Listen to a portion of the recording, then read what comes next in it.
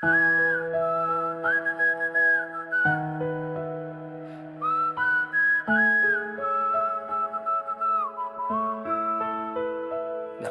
sa sulok, laging nakatingin sa malayo. Iniisip kung paano ba lalapit, paano ba tutungo sa pwesto mo kung saan ang mundo ay tila humihinto. Pero eto ako, nakakulong sa sarili kong pinto. Gusto kitang batiin, gusto kitang kamustahin, pero ang dila ko'y tila laging ayaw sumunod sa akin.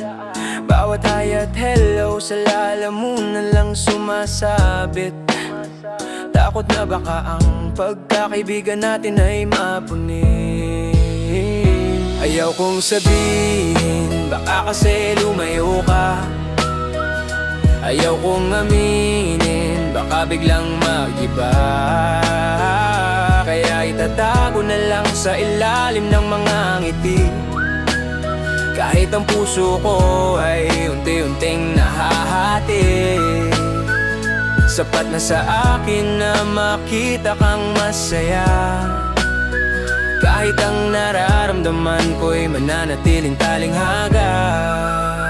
Minsan sinusubukan kong isulat sa papel, pero ang dulo ng ballpen tila may dalang piring at posas. Ang bigat sa krus na to, di ko mapaliwanag na ang tanging hiling ko lang ay maging iyong liwanag. Pero paano kung ang sagot mo ay hindi ang inaasahan? Paano kung ang pag-amin ko ang mitsa ng ating hangganan? Kaya heto di ko mambibig, mata lang ang nangungusap. Sana mabasa mo ang sigaw sa bawat nating pag-uusap. Sana alam mo, sana ramdam mo, pero hanggat kaya ko, ibubulong ko na lang sa hangin ang totoo. Ayaw kong sabihin, baka kasi lumayo ka. Ayaw kong aminin, baka biglang mag-iba. Kaya itatago na lang sa ilalim ng mga ngiti, kahit ang puso ko ay unti-unting nahahati. Sapat na sa akin na makita kang masaya, kahit ang nararamdaman ko'y mananatiling talinghaga. Kaya itatago ko muna tong mga salita, ibubulsa ang pag-ibig, lulunukin ang kaba. Hanggang dito na lang muna tayo sa kamusta at ingat ka. Siguro sapat na yun, kahit masakit. Ayaw kong sabihin, baka kasi lumayo ka. Ayaw kong aminin, baka biglang mag-iba.